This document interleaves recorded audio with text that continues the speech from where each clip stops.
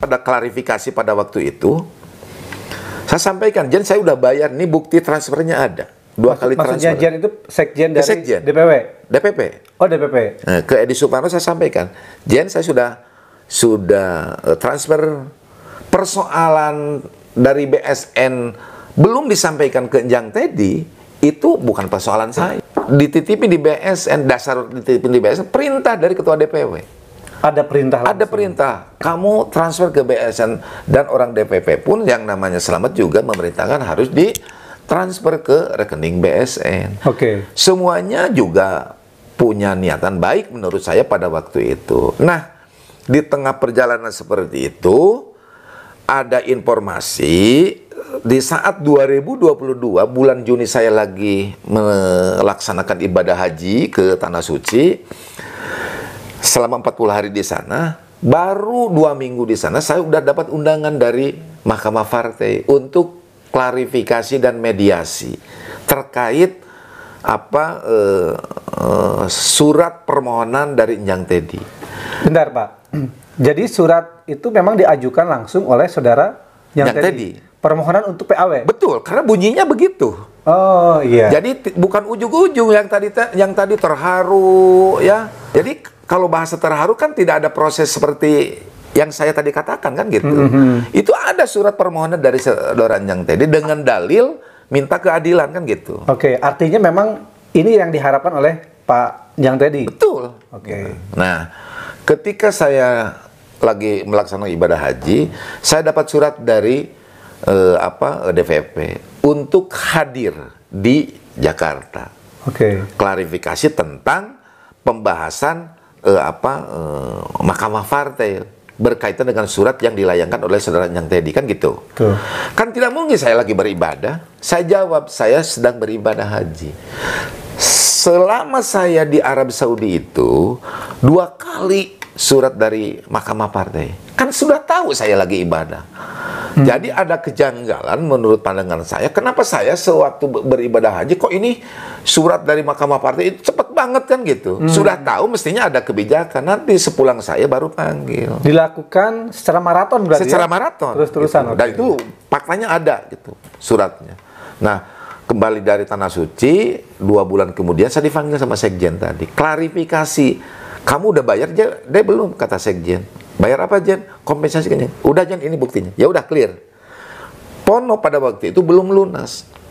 Hamzah apalagi? Ini Hamzah Garut. Putusannya sama, mengabulkan gugatan. Oke. Dari termohon. Pertanyaannya, kenapa kemarin tanggal 6 yang dieksekusi itu hanya saya? Kan gitu. Yang 2 belum? Yang 2 tidak dieksekusi. Bukan belum, saya yakin tidak dieksekusi. Nah, ketika saya dipanggil ke DPP, ngobrol dengan Sekjen, hanya ada kalimat yang tersampaikan dari Sekjen ke saya, Dek, kamu rumor pindah ke Nasdem.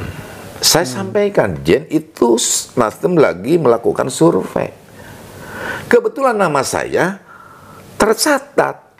Bukan nama saya saja, ada Ali Rashid, sama satu komisi dengan saya. Ada Erwin Lutfi, dan ada Siti Nurhayati.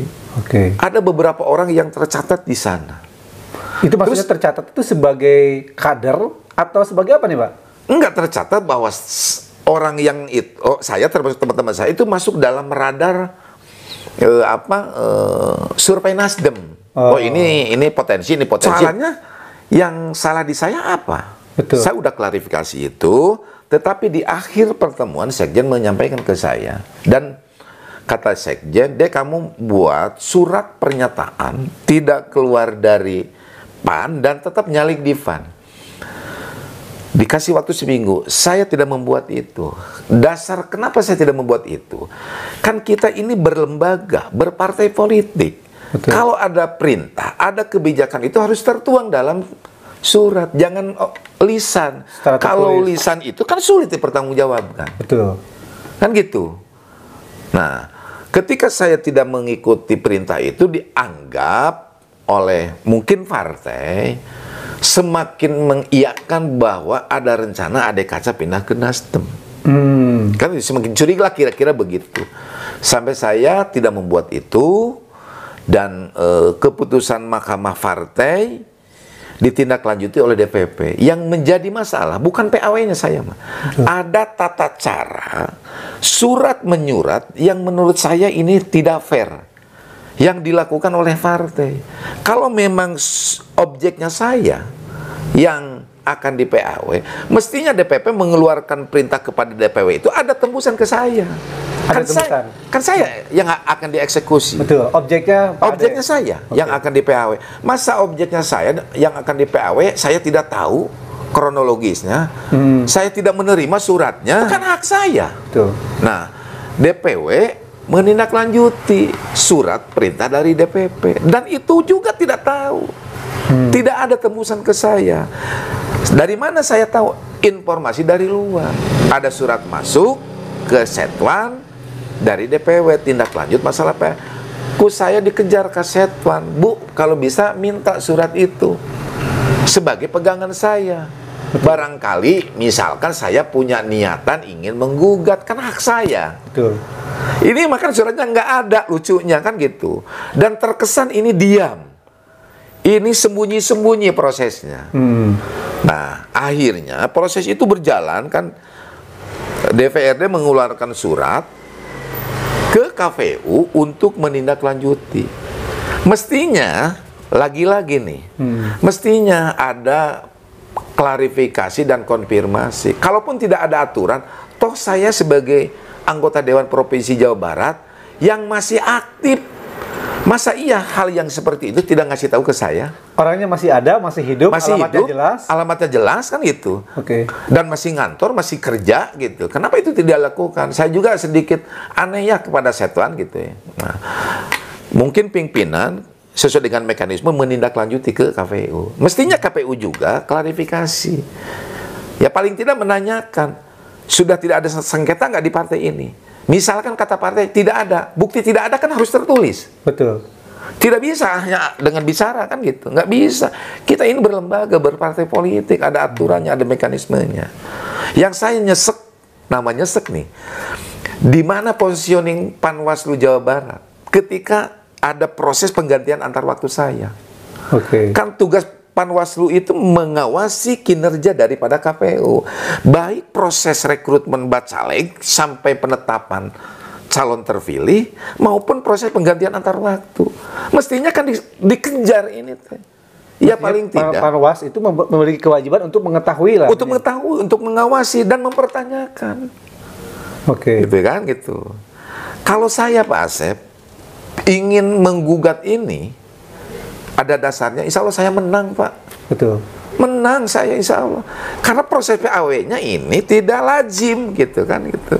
Banyak kejanggalan ya? Banyak kejanggalan. Dari surat menyurat saya tidak tahu, tiba-tiba ada keputusan Mendagri tanggal 17 saya diberhentikan dengan hormat. Dengan hormat? Dengan hormat. Nih mohon warga Garut, suratnya ada di saya. Kalau tercipta opini di luar saya diberhentikan dengan tidak hormat, itu bohong. Itu fitnah. Suratnya ada di saya, buktinya ada. Nanti saya kasih ke Pak Asep. Surat Kemendagri memutuskan sesuai dengan surat yang dikeluarkan dari DPP nomor sekian, bla bla bla, DPP nomor sekian, maka Mendagri memberhentikan saudara Ade Kaca secara terhormat dari keanggotaan DPRD Jawa Barat. Di Tatib DPRD diatur orang yang diberhentikan dengan hormat itu mendapatkan penghargaan fasilitas walaupun nilainya tidak seberapa. Oke. Dan itu sudah saya terima.